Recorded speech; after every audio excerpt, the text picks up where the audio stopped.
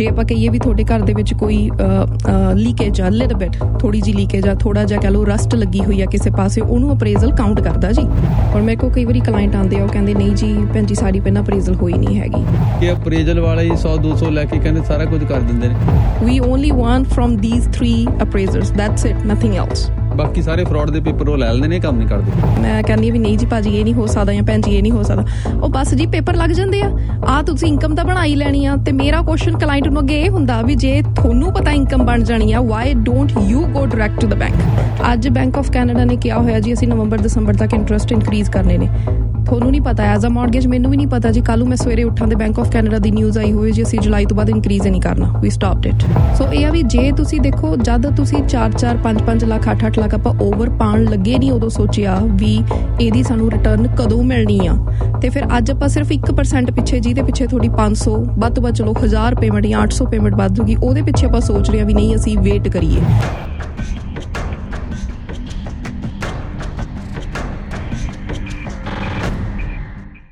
ਕਾਫੀ ਲੋਕ ਸਾਡੀ ਕਮਿਊਨਿਟੀ ਚੋਂ ਇਹੋ ਜਿਹੇ ਨੇ ਜਿਹੜੇ ਮਾਰਕੀਟ ਦੇ ਵਿੱਚ ਜੋ ਚੇਂਜਸ ਆਈਆਂ ਨੇ ਉਹਦੇ ਕਰਕੇ ਮੁਸੀਬਤ 'ਚ ਫਸੇ ਹੋਏ ਨੇ।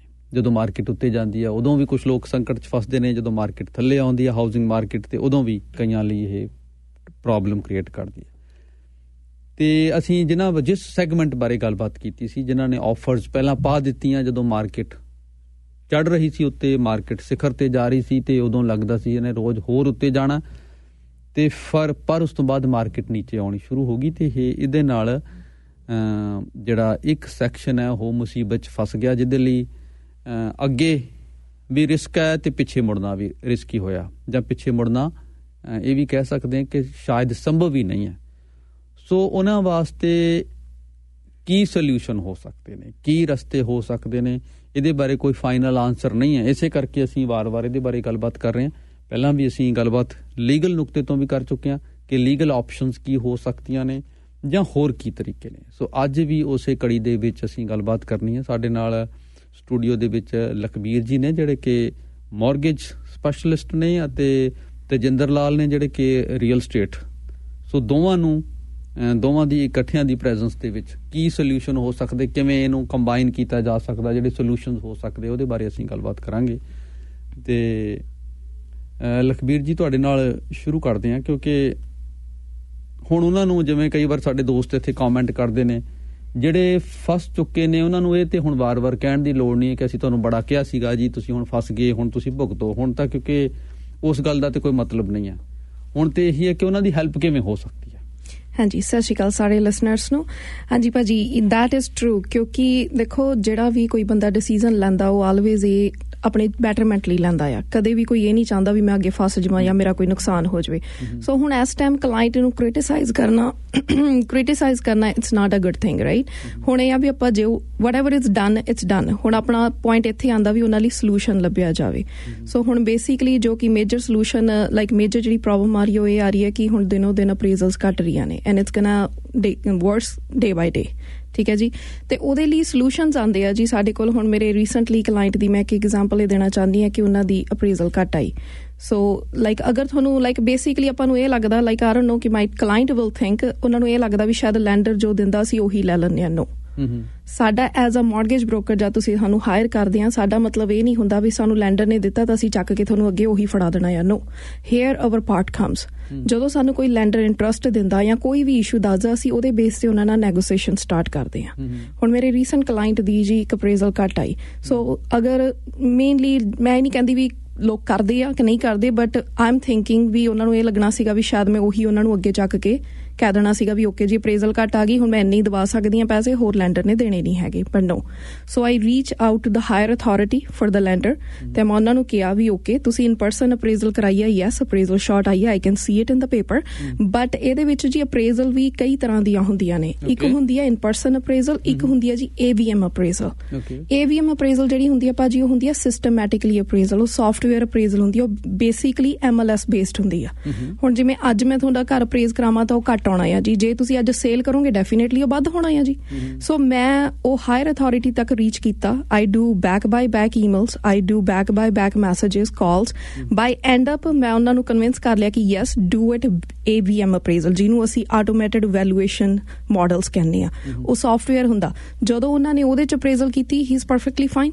ਓਕੇ, ਸੋ ਮੇਰੇ ਕਲਾਇੰਟ ਦਾ ਸੋਲੂਸ਼ਨ ਹੋ ਗਿਆ। ਅਪਰੇਜ਼ਲ ਵੀ ਕੋਈ ਇੱਕ ਨਹੀਂ ਹੈ ਕਿ ਜੇ ਇੱਕ ਤੁਹਾਨੂੰ ਜਵਾਬ ਮਿਲ ਗਿਆ ਕੋਈ ਫਾਈਨਲ ਫੈਸਲਾ ਨਹੀਂ ਆ ਉਹ। ਡੈਫੀਨੇਟਲੀ ਤੁਸੀਂ ਐਫਰਟ ਕਰੋ। ਯੈਸ, ਪਰ ਇਹਦੇ ਵਿੱਚ ਐਫਰਟਸ ਆਉਂਦੀਆਂ ਨੇ ਭਾਜੀ ਤੁਹਾਡੇ ਮੌਰਗੇਜ ਪਰਸਨ ਦੀਆਂ, ਕਿਉਂਕਿ ਕਲਾਇੰਟ ਨੂੰ ਨਹੀਂ ਪਤਾ, ਮੌਰਗੇਜ ਪਰਸਨ ਨੂੰ ਪਤਾ ਆ ਕਿ ਵਟ ਹੀ ਔਰ ਸ਼ੀ ਕੈਨ ਡੂ, ਰਾਈਟ। ਸੋ ਜੇ ਤੁਸੀਂ ਕਹੋ ਜੀ ਲੈਂਡਰ ਨੇ ਮੈਨੂੰ ਇੰਨਾ ਦਿੱਤਾ ਤਾਂ ਮੈਂ ਉਹਦੇ ਤੇ ਚੁੱਪ ਬੈਠ ਜਾਵਾਂ, ਤੁਸੀਂ ਮੈਨੂੰ ਹਾਇਰ ਕਰ ਰਹੇ ਹੋ, you are paying thousands of dollars to me for my commission, ਤਾਂ ਕਾਹਦੇ ਲਈ ਪੇ ਕਰ ਰਹੇ ਹੋ? Because I need to work for you. So ਉਹਦੇ ਤੇ ਆ ਕਿ ਤੁਸੀਂ ਆਪਣੇ ਕਲਾਇੰਟ ਲਈ ਵੈਸੇ ਅਪਰੇਜ਼ਲ ਕਿੰਨੀ ਤਰ੍ਹਾਂ ਦੀ ਹੁੰਦੀ ਹੈ? ਇਹ ਅਪਰੇਜ਼ਲ ਦੀ ਬੇਸਿਕਲੀ ਇਨ ਪਰਸਨਸ ਹੁੰਦੀਆਂ ਨੇ ਅਪਰੇਜ਼ਲਸ, ਇੱਕ ਹੁੰਦੀਆਂ ਨੇ ਸੌਫਟਵੇਅਰ ਟਾਈਪ ਅਪਰੇਜ਼ਲ। ਜਿਹੜੀ ਇਨ ਪਰਸਨ ਹੁੰਦੀ ਆ ਉਹ ਤਾਂ ਇਹ ਹੋਇਆ ਵੀ ਤੁਸੀਂ ਅਪਰੇਜ਼ਰ ਆਇਆ, ਤੁਸੀਂ ਉਹਨੂੰ ਘਰ ਦਿਖਾਇਆ, ਉਹਨੇ ਨੋਟ ਕੀਤਾ, ਦੈਨ ਹੀ ਜਸਟ ਵੈਂਟ ਅਵੇ। ਤੇ ਇੱਕ ਅਪਰੇਜ਼ਲਸ ਹੁੰਦੀਆਂ ਨੇ ਜੀ ਸੌਫਟਵੇਅਰ ਅਪਰੇਜ਼ਲਸ, ਇੱਕ ਸਿਸਟਮ ਹੁੰਦਾ ਆ ਉਹਦੇ ਵਿੱਚ ਉਹ ਜਸਟ ਐਡਰੈਸ ਪਾਉਂਦੇ ਨੇ, ਆਟੋਮੈਟਿਕ ਜਨਰੇਟਰ ਹੋ ਜਾਂਦਾ ਹੈ। ਡਿਫਰੈਂਸ ਹੋ ਸਕਦਾ? ਡੈਫੀਨੇਟਲੀ ਜੀ ਹੋ ਸਕਦਾ ਹੈ। ਅੱਛਾ, ਡੈਫੀਨੇਟਲੀ, ਕਿਉਂਕਿ ਜਿਹੜੀ ਮੈਂ ਤੁਹਾਨੂੰ ਕਹਿ ਰਹੀ ਹਾਂ AVM, ਇਹ ਹੁੰਦੀ ਹੈ MLS ਬੇਸਡ ਅਪਰੇਜ਼ਲ। ਸੋ ਐਕਚੁਅਲ ਵੈਲਿਊ ਜਿਹੜੀ ਤੁਹਾਡੀ ਐਜ਼ ਅ MLS ਵੱਜਦੀ ਆ, MLS ਜਿਹਨੂੰ ਆਪਾਂ ਰੀਅਲ ਸਟੇਟ ਦੀ ਲੈਂਗੁਏਜ 'ਚ ਯੂਜ਼ ਕਰਦੇ ਹਾਂ। ਇੱਕ ਹੁੰਦੀ ਹੈ ਜੀ ਇਨ ਪਰਸਨ। ਇਨ ਪਰਸਨ ਤੁਸੀਂ ਗਏ, ਤੁਸੀਂ ਕੀਤਾ। ਇਨ ਪਰਸਨ ਦੇ ਵਿੱਚ ਇੱਕ ਹੋਰ ਜਿਹੜਾ ਮੇਜਰ ਪੁਆਇੰਟ ਹੁੰਦਾ ਜੀ ਅਪਰੇਜ਼ਲ ਦੇ ਵਿੱਚ ਨਾ, $500 ਕਹਿ ਲਓ ਵੀ, ਜੇ ਆਪਾਂ ਕਹੀਏ ਵੀ ਤੁਹਾਡੇ ਘਰ ਦੇ ਵਿੱਚ ਕੋਈ ਲੀਕੇਜ ਆ, ਲਿਟਲ ਬਿਟ ਥੋੜੀ ਜਿਹੀ ਲੀਕੇਜ ਆ, ਥੋੜਾ ਜਿਹਾ ਕਹਿ ਲਓ ਰਸਟ ਲੱਗੀ ਹੋਈ ਆ ਕਿਸੇ ਪਾਸੇ, ਉਹਨੂੰ ਅਪਰੇਜ਼ਲ ਕਾਊਂਟ ਕਰਦਾ ਜੀ ਐਜ਼ ਅਪਰੇਜ਼ਰ। ਜੇ ਉਹ ਕਹਿ ਲਓ ਵੀ ਸਿਰਫ ਉਹਦਾ ਖਰਚਾ ਉਹਨੂੰ ਲੋਡ ਕਰਾਉਣ ਦਾ ਸ਼ਾਇਦ ਹੋ ਸਕਦਾ $200 ਹੋਵੇ, ਪਰ ਅਪਰੇਜ਼ਲ ਨੇ ਆਪਣੀ ਅਪਰੇਜ਼ਲ ਕਾਸਟ ਉਹਨੂੰ 500 ਤੱਕ ਚੱਕਣਾ ਆ। ਸੋ ਉਹ ਚੀਜ਼ਾਂ ਬਹੁਤ ਧਿਆਨ ਰੱਖੋ ਨਾ। ਡੈਫੀਨੇਟਲੀ ਬਟ ਉਹੀ ਆ ਜਾਂਦੀ ਆ ਕੇ ਵੀ ਐਂਡ ਆਫ ਦਾ ਡੇ ਤੁਹਾਡਾ ਐਜ਼ ਅ ਮੌਰਗੇਜ ਪਰਸਨ ਤੁਸੀਂ ਨੈਗੋਸ਼ੀਏਟ ਕਰੋ। ਇਹ ਨਹੀਂ ਹੈ ਵੀ ਜੋ ਲੈਂਡਰ ਨੇ ਦਿੱਤਾ ਆਪਾਂ ਉਹ ਲੈ ਲਿਆ। ਸੋ ਮੈਂ ਇਹੀ ਕਲਾਇੰਟ ਨੂੰ ਕਹਿਣਾ ਚਾਹੁੰਦੀ ਹਾਂ ਵੀ appraisal yes it's a big issue, but ਅਗਰ ਤੁਹਾਡੇ ਕੋਲ ਉਹਦਾ ਸੋਲੂਸ਼ਨ ਹੈਗਾ then go ahead with that solution. ਥੋੜੀ ਬਹੁਤ ਗੁੰਜਾਇਸ਼ ਉਧਰ ਹੈਗੀ ਡੈਫੀਨੇਟਲੀ ਜੀ। ਇੱਕ ਮੈਂ ਸੁਣਿਆ ਸੀ ਵੈਂਡਰ ਟੇਕ ਬੈਕ, ਆਪਣਾ ਤਜਿੰਦਰ ਜੀ ਤੁਸੀਂ ਦੱਸ ਸਕਦੇ ਹੋ ਇਹ ਇੱਕ ਹੀ ਚੀਜ਼ ਹੈ ਵੀ ਇਹ ਵੀ ਇੱਕ ਸੋਲੂਸ਼ਨ ਹੈਗਾ? ਜੀ, ਸਾਰੇ ਸਰੋਤਿਆਂ ਨੂੰ ਸਤਿ ਸ਼੍ਰੀ ਅਕਾਲ, ਮੈਂ ਤਜਿੰਦਰ। ਵੈਂਡਰ ਟੇਕ ਬੈਕ, ਇਸ ਪ੍ਰੋਗਰਾਮ ਨੂੰ ਥੋੜਾ ਸਮਝਣ ਦੀ ਲੋੜ ਆ। ਇਹ ਸੈਲਰ, ਬਾਇਰ ਤੇ ਉਹਨਾਂ ਦੋਨਾਂ ਦੇ ਰਿਪਰੈਜ਼ੈਂਟੇਟਿਵ, ਜਿਹਨੂੰ ਆਪਾਂ ਰੀਅਲ ਸਟੇਟ ਏਜੰਟ ਕਹਿ ਦਿੰਦੇ ਆ, ਇਹ ਚਾਰਾਂ ਨੇ ਬੈਠਣਾ। ਮਿਊਚੁਅਲ ਅੰਡਰਸਟੈਂਡਿੰਗ ਦੇ ਨਾਲ ਇਹ ਹੋ ਸਕਦਾ। ਬੇਸਿਕਲੀ ਇਦਾਂ ਵਰਕਆਊਟ ਕਰਦਾ। Let's just say for example $1 million the property ਕਿਸੇ ਨੇ ਆਫਰ ਪਾਈ ਆ, ਅਪਰੇਜ਼ਲ ਹੋ ਗਈ, ਅਪਰੇਜ਼ਲ ਆਈ ਆ ਸਾਰੀ 800,000 ਦੀ, ਜਸਟ ਐਗਜ਼ਾਮਪਲ। ਸੋ ਨਾਓ ਸ਼ਾਰਟਫਾਲ ਪੈ ਗਈ $200,000। ਔਰ ਜਿਹੜਾ ਤੁਹਾਡਾ ਬਾਇਰ ਆ ਉਹਦੇ ਕੋਲ ਇੰਨਾ ਪੈਸਾ ਹੈ ਨਹੀਂ, ਮੋਰਗੇਜ ਉਹਦੀ ਕਿਤੋਂ ਹੋ ਨਹੀਂ ਰਹੀ, ਸਾਰੇ ਪਾਸੇ ਉਹ ਥੱਕ ਚੁੱਕਿਆ, ਟਰਾਈ ਕਰ ਚੁੱਕਿਆ। ਸੋ ਉਸ ਸਿਨੈਰੀਓ ਦੇ ਵਿੱਚ ਕੀ ਹੁੰਦਾ ਵਾ, ਜੇ ਉਹ ਬੈਕਆਊਟ ਹੁੰਦਾ ਵਾ, ਸੈਲਰ ਉਹਨੂੰ ਸੂ ਕਰੇਗਾ ਕਿਉਂਕਿ they are in a binding contract. ਉਹਨੂੰ ਅਵੋਇਡ ਕਰਨ ਦੇ ਲਈ, ਥੋੜਾ ਜਿਹਾ ਮਾਈਕ ਦੇ ਨੇੜੇ ਜੀ, ਉਹਨੂੰ ਅਵੋਇਡ ਕਰਨ ਦੇ ਲਈ ਬੇਸਿਕਲੀ ਸੀ ਕੀ ਕੀਤਾ ਜਾਂਦਾ, ਦੋਨੋਂ ਤਰ੍ਹਾਂ ਦੇ ਦੋਨੋਂ ਸਾਈਡਾਂ ਦੇ ਰੈਪਰੈਜ਼ੈਂਟੇਟਿਵ ਬੈਠਦੇ ਨੇ, ਸੈਲਰ ਐਂਡ ਬਾਇਰ ਬੈਠਦੇ ਨੇ, ਆਪਣੀ ਆਪਸ਼ਨ ਡਿਸਕਲੋਜ਼ ਕਰਦੇ ਨੇ। ਲੁੱਕ ਮਿਸਟਰ ਸੈਲਰ, ਆ ਮੇਰੇ ਬੈਂਕ 'ਚ ਅਕਾਊਂਟ ਬੈਲੈਂਸ ਆ, ਇੰਨੀਆਂ ਥਾਵਾਂ ਤੇ ਮੈਂ ਟਰਾਈ ਕੀਤੀ ਆ ਉਹਨਾਂ ਮੋਰਗੇਜ ਬ੍ਰੋਕਰਾਂ ਦੇ ਜਾਂ ਬੈਂਕਾਂ ਦੇ ਡਿਨਾਈਡ ਲੈਟਰ ਨੇ, ਆ ਮੇਰੀ ਅਪਰੇਜ਼ਲ ਦੀ ਕਾਪੀ ਆ ਮੇਰੀ ਸ਼ਾਰਟਫਾਲ ਆਈ ਆ। ਜੇ ਮੈਂ ਬੈਕਆਊਟ ਹੁੰਨਾ, ਆਈ ਨੋ ਯੂ ਵਿਲ ਸੂ ਮੀ, ਲਿਟੀਗੇਸ਼ਨ ਵਿਲ ਸਟਾਰਟ। ਇਸ ਕੰਟਰੀ ਦੇ ਵਿੱਚ ਕੋਈ ਲਿਟੀਗੇਸ਼ਨ ਅਫੋਰਡ ਨਹੀਂ ਕਰ ਸਕਦਾ ਕਿਉਂਕਿ ਜਿਹੜਾ ਸੈਲਰ ਆ ਉਹਨੇ ਮੂਵ ਔਨ ਹੋਣਾ, ਜਾਂ ਉਹਨੇ ਕੋਈ ਅਪਸਾਈਜ਼ ਕਰਨਾ ਜਾਂ ਉਹਨੇ ਡਾਊਨਸਾਈਜ਼ ਕਰਨਾ। ਲਿਟੀਗੇਸ਼ਨ ਦੇ ਵਿੱਚ ਐਨਰਜੀ, ਮਨੀ ਕੋਈ ਵੇਸਟ ਨਹੀਂ ਕਰਕੇ ਰਾਜੀ। ਉਸ ਕੰਡੀਸ਼ਨ ਦੇ ਵਿੱਚ ਕੀ ਹੁੰਦਾ ਵਾ ਵੀ ਜੇ ਤੁਹਾਡੀ ਅਪਰੇਜ਼ਲ ਸ਼ਾਰਟਫਾਲ ਐਗਜ਼ਾਮਪਲ 100,000 ਆਈ ਆ, 200,000 ਆਈ ਆ, maybe seller will say okay we agreed to sell you our house at $1 million. ਠੀਕ ਆ, now we'll do a mutual amendment.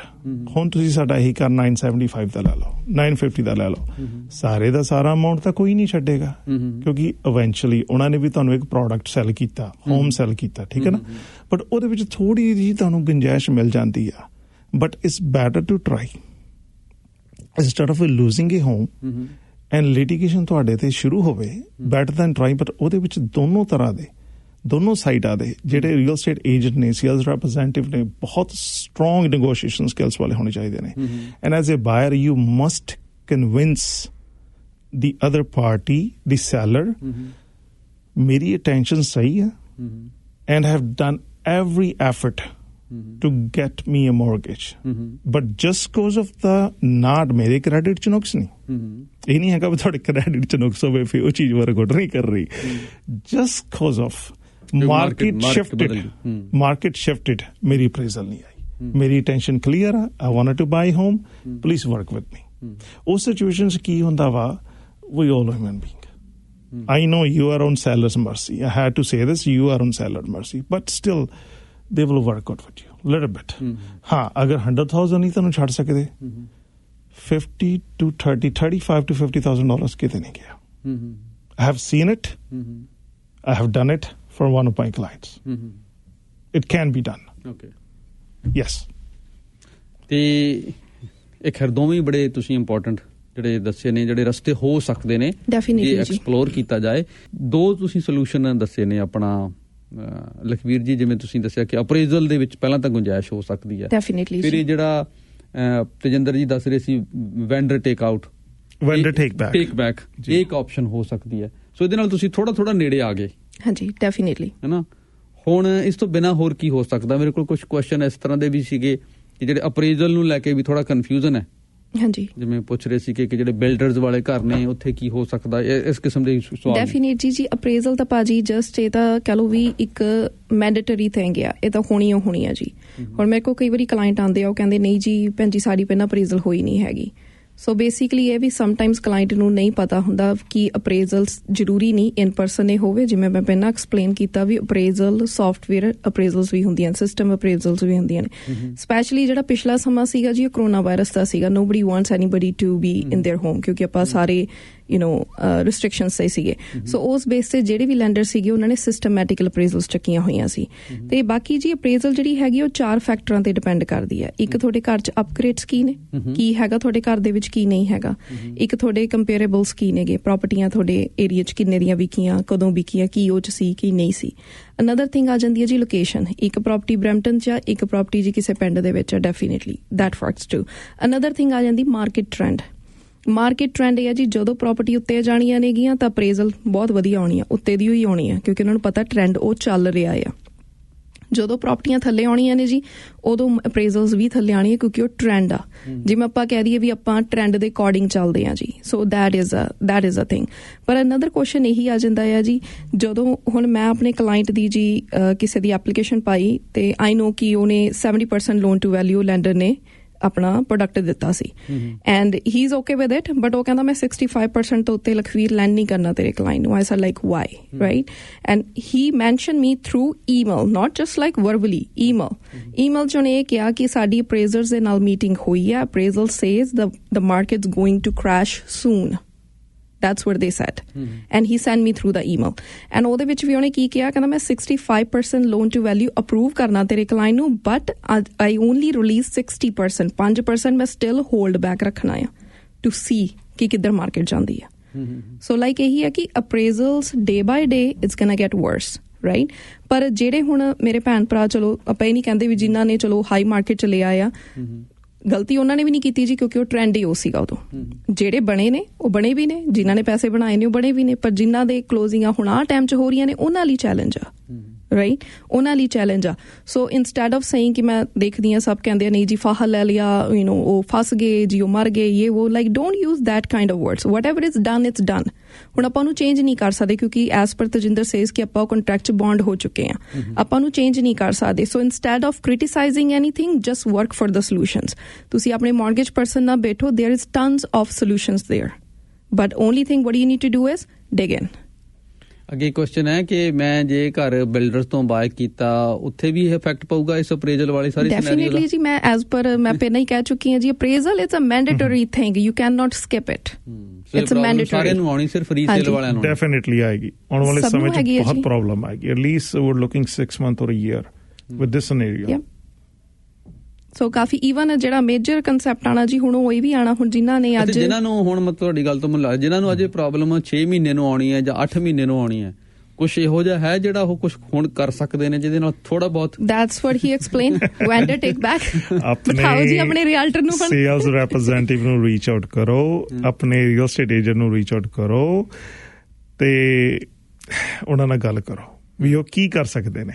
Even though you're in legally binding contract, still with the mutual consent, mutual understanding, a lot you can do there.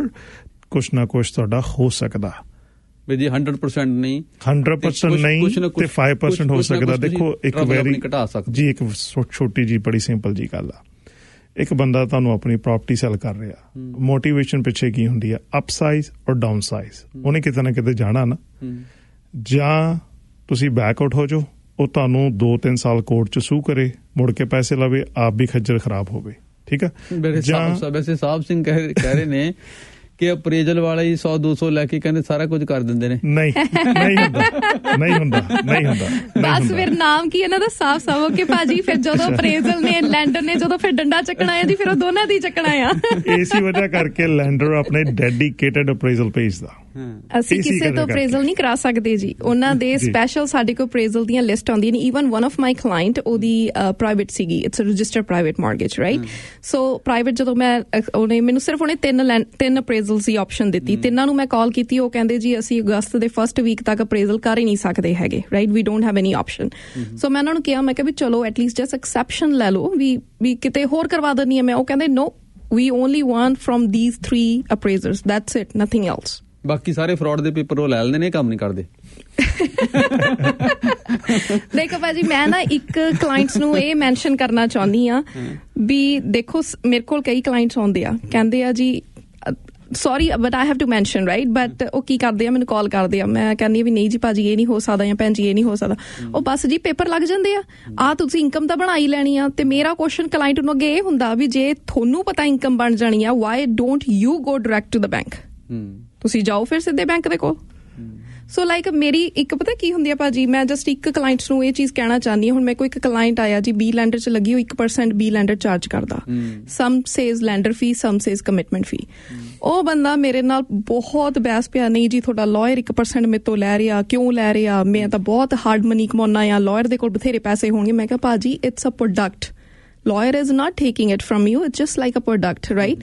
So ਉਹਨੇ ਕੀ ਕਿਹਾ, ਉਹਨੂੰ ਕਿੱਥੋਂ ਪਤਾ ਲੱਗਿਆ ਜੀ, my friend told me ਵੀ ਮੇਰੇ ਤੋਂ ਤਾਂ ਬੀ ਲੈਂਡਰ ਨੇ ਚਾਰਜ ਨਹੀਂ ਕੀਤਾ. So I told my client ਕਿ okay that's fine, tell your friend ਕਿ ਮੈਨੂੰ ਦੱਸ ਦੇਣ, ਉਹ ਡਾਕੂਮੈਂਟ ਦੇ ਦੇਣ. ਦੈਨ ਜਦੋਂ ਮੇਰੇ ਕਲਾਇੰਟ ਨੇ ਉਹਨੂੰ ਫਰੈਂਡ ਤੋਂ ਡਾਕੂਮੈਂਟ ਮੰਗਿਆ, ਦੈਨ ਹੀ ਸਰ ਉਹ ਯੂ ਨੋ ਵਟ ਮੇਰੀ ਵਾਈਫ ਨੇ ਕਿਤੇ ਰੱਖਤਾ, ਮੈਨੂੰ ਪਤਾ ਨਹੀਂ.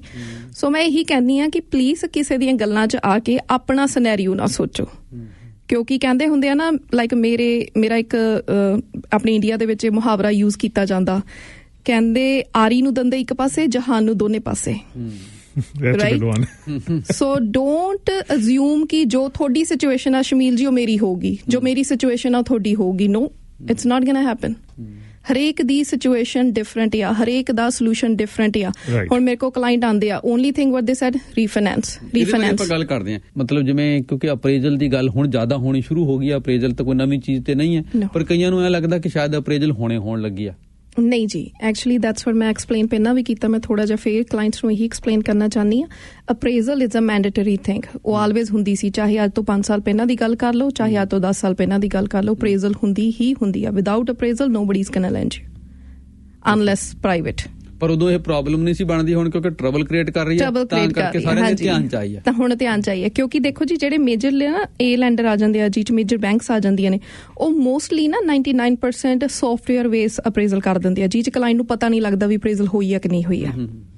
ਤੇ ਜਿਵੇਂ ਲਾਸਟ ਟਾਈਮ ਵੀ ਮੈਂ ਦੱਸਿਆ ਸੀ ਵੀ ਸਮ ਚੀਜ਼ਾਂ ਇੱਕ ਮੌਰਗੇਜ ਪਰਸਨ ਐਕਸਪਲੇਨ ਵੀ ਨਹੀਂ ਕਰਦਾ ਚੰਗੀ ਤਰ੍ਹਾਂ ਵੀ ਹਾਂ ਚੀਜ਼ ਹੋਈ ਆ ਤੁਹਾਡੀ, ਰਾਈਟ. ਸੋ ਉਹ ਚੀਜ਼ ਆ ਜਾਂਦੀ ਆ ਵੀ ਸਕਿਪ ਨਹੀਂ ਕਦੇ ਵੀ ਹੁੰਦੀ, it's a mandatory thing. But ਇਹ ਹੋ ਜਾਂਦਾ ਵੀ ਇਨ ਪਰਸਨ ਨਹੀਂ ਹੋਈ ਤਾਂ ਉਹ ਸੌਫਟਵੇਅਰ ਹੋਈ ਆ, ਬਟ ਹੋਈ ਜ਼ਰੂਰ ਆ. ਇੱਕ ਕੁਐਸਚਨ ਹੈ ਜਤਿੰਦਰ ਸਿੰਘ ਕੁੰਦਨ ਹੋਰਾਂ ਦਾ, ਬਾਕੀ ਤੇ ਥੋੜਾ ਜਿਹਾ ਹਟ ਕੇ ਨੇ ਟੌਪਿਕ ਤੋਂ. ਇਹ ਕਹਿੰਦੇ ਨੇ ਕਿ ਜੇ ਮਿਊਚੁਅਲ ਅਗਰੀਮੈਂਟ ਨਾ ਹੋਏ ਮਿਊਚੁਅਲ ਰਿਲੀਜ਼ ਵਾਸਤੇ, ਤਾਂ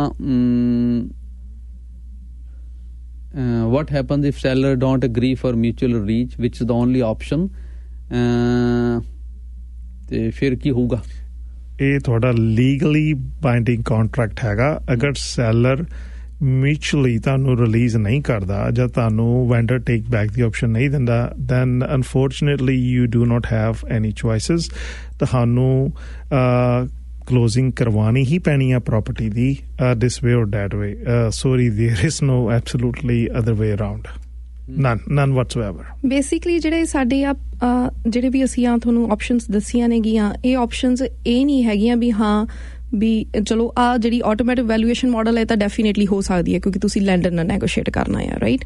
ਬਟ ਜਿਹੜੀ ਤਜਿੰਦਰ ਐਕਸਪਲੇਨ ਕਰ ਰਹੇ ਨੇ, ਉਹ ਐਕਸਪਲੇਨ ਜਸਟ ਤੁਹਾਨੂੰ ਆਪਸ਼ਨ ਦੱਸ ਰਹੇ ਨੇ, but it's totally depend upon the seller as well. Seller ਕਰ ਵੀ ਸਕਦਾ, ਸੈਲਰ ਨਹੀਂ ਵੀ ਕਰ ਸਕਦਾ, ਬਟ ਸਾਡਾ ਤੁਹਾਨੂੰ ਦੱਸਣ ਦਾ ਜਿਹੜਾ ਮੇਨ ਮੋਟਿਵ ਆ ਉਹ ਇਹ ਆ, instead of doing nothing, better to do something. Yes, right. ਹੁਣ ਜੇ ਆਪਾਂ ਹੱਥ ਕਰਕੇ ਬੈਠ ਜਾਈਏ, ਅਸਲ ਵਿੱਚ ਤੁਹਾਡੀ ਸਾਰੀ ਗੱਲਬਾਤ ਚੋਂ ਮੈਨੂੰ ਜਿਹੜੀ ਗੱਲ ਸਮਝ ਆਈ ਉਹ ਇਹੀ ਹੈ ਕਿ ਭਾਵੇਂ ਕੋਈ ਪਰਫੈਕਟ ਸਿਚੁਏਸ਼ਨ ਤੇ ਹੈ ਨਹੀਂ ਹੈ, ਮੁਸੀਬਤ ਹੈ ਇਹ ਡੈਫੀਨੇਟਲੀ ਜਿਹੜੇ ਇਹਦੇ ਚ ਫਸੇ ਹੋਏ ਨੇ, ਤੇ ਇਹਦਾ ਕੋਈ ਪੱਕਾ ਸੋਲੂਸ਼ਨ ਵੀ ਨਹੀਂ ਹੈ, ਕੋਈ ਦੱਸ ਸਕੇ ਜੀ। ਕੋਈ ਚਾਹੇ ਹੋਵੇ, ਚਾਹੇ ਕੋਈ ਮਾਰਗੇਜ ਵਾਲਾ ਹੋਵੇ, ਚਾਹੇ ਰੀਅਲ estate ਵਾਲਾ ਹੋਵੇ, ਚਾਹੇ ਲਾਇਰ ਹੋਵੇ, ਇਹੀ ਹੈ ਕਿ ਥੋੜੇ ਐਫਰਟ ਨਾਲ ਤੁਸੀਂ ਪ੍ਰੋਬਲਮ ਨੂੰ ਥੋੜਾ ਘਟਾ ਸਕਦੇ ਆ। ਡੈਫੀਨੇਟਲੀ ਜੀ ਇਹਦਾ ਸੋਲੂਸ਼ਨ ਇਹੀ ਆ, ਐਜ਼ ਏ ਸੇਲਸ ਰਿਪਰੈਜ਼ੈਂਟੇਟਿਵ ਔਰ ਐਜ਼ ਏ ਮੌਰਗੇਜ ਬ੍ਰੋਕਰ, ਤੁਸੀਂ ਆਪਣਾ ਕਲਾਇੰਟ ਦੇ ਲਈ ਐਫਰਟ ਪਾਓ, ਰਾਈਟ। ਤੁਸੀਂ ਨੈਗੋਸ਼ੀਏਸ਼ਨ ਕਰੋ, ਤੁਸੀਂ ਉਹਨਾਂ ਨੂੰ, ਠੀਕ ਹੈ ਨਾ, ਅਪਰੇਜ਼ਲ ਦਾ ਜਿਹੜਾ ਉਹਨਾਂ ਦਾ ਮੁੱਦਾ ਆਂਦਾ ਉਹਨੂੰ ਐਡਰੈਸ ਕਰੋ। ਇਹ ਨਹੀਂ ਮੈਂ ਕਹਿੰਦਾ ਵੀ ਸੋਲੂਸ਼ਨ ਨਹੀਂ ਹੈਗੇ, ਸੋਲੂਸ਼ਨ ਹੋ ਜਾਂਦੇ ਆ, ਰਾਈਟ। ਜਿਹੜਾ ਡੈਮੇਜ ਹੋ ਗਿਆ ਉਹਨੂੰ ਮਿਨੀਮਾਈਜ਼ ਕਰਨਾ ਜਿੰਨਾ ਹੋ ਸਕੇ, ਉਹ ਦੋ ਤਰੀਕੇ ਆ। ਪਹਿਲਾ, as a sales representative, vendor take back, and second option is this, ਜਿਹੜੇ ਮੌਰਗੇਜ ਬ੍ਰੋਕਰ ਨੇ ਉਹ ਕਨਵਿੰਸ ਕਰਦੇ ਨੇ, ਸ਼ੀ ਆਲਵੇਜ਼ ਡਸ ਦੈਟ, ਵੀ ਲੈਂਡਰ ਨੂੰ ਵੀ ਨਹੀਂ, ਮੈਂ ਮੰਨਿਆ ਅਪਰੇਜ਼ਲ ਇੰਨੀ ਆਈ, I seen her she doing it, we just go beyond the limits little bit, do that, you know, eventually the market will gradually go up one day or another। ਇਹ ਨਾਲ ਇਹ ਵੀ ਐਫਰਟ ਹੀ ਨੇ, ਕੋਈ ਇਹ ਤਾਂ ਹੈ ਨਹੀਂ ਕਿਉਂਕਿ ਕੋਈ ਇਹਦੇ ਬਾਰੇ ਕੋਈ ਤੁਸੀਂ ਪੱਕਾ ਕਹਿ ਸਕਦੇ ਹੋ ਕਿਉਂਕਿ ਸਿਚੁਏਸ਼ਨ ਮੇਰਾ ਖਿਆਲ ਹੈ ਹਰ ਕਿਸੇ ਦੀ ਡਿਫਰੈਂਟ ਹੋਏਗੀ। ਮੈਂ ਹੁਣ ਉਹੀ ਇੱਕ ਛੋਟਾ ਜਿਹਾ ਟੌਪਿਕ ਮੈਂ ਐਕਸਪਲੇਨ ਕਰਨਾ ਚਾਹੂੰਗੀ ਕਲਾਇੰਟਸ ਨੂੰ ਕਿ ਹੁਣ ਸਭ ਨੇ ਬਹੁਤ ਵੱਡਾ ਇਸ਼ੂ ਬਣਾਇਆ ਹੈ, ਇੰਟਰਸਟ ਵੱਧ ਗਏ ਜੀ, ਹੁਣ ਅਸੀਂ ਪ੍ਰੋਪਰਟੀ ਨਹੀਂ ਲੈਣੀ ਜੀ, ਪਤਾ ਨਹੀਂ ਕਿੰਨੇ ਘੱਟ ਜਾਣੇ ਨੇ। Just think about the one concept, ਜਿਵੇਂ ਕਿਸੇ ਨੂੰ ਇਹ ਨਹੀਂ ਪਤਾ ਸੀ ਪ੍ਰੋਪਰਟੀ ਕਿੱਥੇ ਜਾ ਕੇ ਰੁਕਣੀ ਆ ਇਨਫਲੇਸ਼ਨ ਦੇ ਵਿੱਚ, ਐਵੇਂ ਕਿਸੇ ਨੂੰ ਨਹੀਂ ਪਤਾ ਕਿੱਥੇ ਜਾ ਕੇ ਖੜਨੀ ਆ। ਅੱਜ ਬੈਂਕ ਆਫ ਕੈਨੇਡਾ ਨੇ ਕਿਹਾ ਹੋਇਆ ਜੀ ਅਸੀਂ ਨਵੰਬਰ ਦਸੰਬਰ ਤੱਕ ਇੰਟਰਸਟ ਇਨਕਰੀਜ਼ ਕਰਨੇ ਨੇ। ਤੁਹਾਨੂੰ ਨਹੀਂ ਪਤਾ ਐਜ਼ ਅ ਮੌਰਗੇਜ, ਮੈਨੂੰ ਵੀ ਨਹੀਂ ਪਤਾ ਜੀ, ਕੱਲ ਨੂੰ ਮੈਂ ਸਵੇਰੇ ਉੱਠਾਂ ਤੇ bank of Canada the news ਆਈ ਹੋਵੇ ਜੀ ਅਸੀਂ ਜੁਲਾਈ ਤੋਂ ਬਾਅਦ ਇਨਕਰੀਜ਼ ਨਹੀਂ ਕਰਨਾ, ਵੀ ਸਟਾਪਡ ਇਟ। ਸੋ ਇਹ ਆ ਵੀ ਜੇ ਤੁਸੀਂ ਦੇਖੋ, ਜਦ ਤੁਸੀਂ 4-4 5-5 ਲੱਖ 8-8 ਲੱਖ ਆਪਾਂ ਓਵਰ ਪਾਣ ਲੱਗੇ ਨਹੀਂ, ਉਦੋਂ ਸੋਚਿਆ ਵੀ ਇਹਦੀ ਸਾਨੂੰ ਰਿਟਰਨ ਕਦੋਂ ਮਿਲਣੀ ਆ, ਤੇ ਫਿਰ ਅੱਜ ਆਪਾਂ ਸਿਰਫ 1% ਪਿੱਛੇ, ਜਿਹਦੇ ਪਿੱਛੇ ਥੋੜੀ 500 ਵੱਧ ਤੋਂ ਵੱਧ ਚਲੋ 1000 ਪੇਮੈਂਟ ਜਾਂ 800 ਪੇਮੈਂਟ ਵੱਧ ਜੂਗੀ, ਉਹਦੇ ਪਿੱਛੇ ਆਪਾਂ ਸੋਚ ਰਹੇ ਆ ਵੀ ਨਹੀਂ ਅਸੀਂ ਵੇਟ ਕਰੀਏ। ਸੋ ਇਹ ਮੈਂ ਇਹੀ, ਚਲੋ end of the day client is a ਜੱਜ, ਰਾਈਟ। ਬਟ ਤੁਹਾਡੀ ਪਰਸਨਲ ਐਡਵਾਈਸ ਹੈ, ਮੈਂ ਤਾਂ ਨਹੀਂ ਇਹਦੇ ਚ ਸ਼ਾਮਲ। ਹਾਂਜੀ, ਨਹੀਂ, like it's a personal advice, ਜਿਵੇਂ ਗੱਲ ਉਹੀ ਆ ਜਾਂਦੀ ਵੀ ਕਲਾਇੰਟ ਇਜ਼ ਅ ਜੱਜ। ਸੋ ਜਸਟ ਮੇਰੀ ਲਾਈਕ ਪਰਸਨਲ ਐਡਵਾਈਸ ਜਾਂ ਓਪੀਨੀਅਨ ਕਹਿ ਲਓ, ਜਾਂ ਐਜ਼ ਅ ਮੌਰਗੇਜ ਪਰਸਨ ਮੈਂ ਇਹੀ ਕਹੂੰਗੀ ਵੀ ਜੇ ਤੁਸੀਂ ਐਜ਼ ਅ ਇਨਵੈਸਟਮੈਂਟ ਲੈਣਾ ਘਰ ਜਾਂ ਆਪਣੇ ਰਹਿਣ ਲਈ ਲੈਣਾ ਆ, ਆਲਵੇਜ਼ ਸਮਾਰਟ ਇਨਵੈਸਟਮੈਂਟ ਬੰਦਾ ਉਹੀ ਹੁੰਦਾ ਹੈ ਜਿਹੜਾ ਘਾਟੇ 'ਚ ਲੈਂਦਾ ਹੈ ਤੇ ਵਾਧੇ 'ਚ ਵੇਚਦਾ ਹੈ, right. So just to work on it.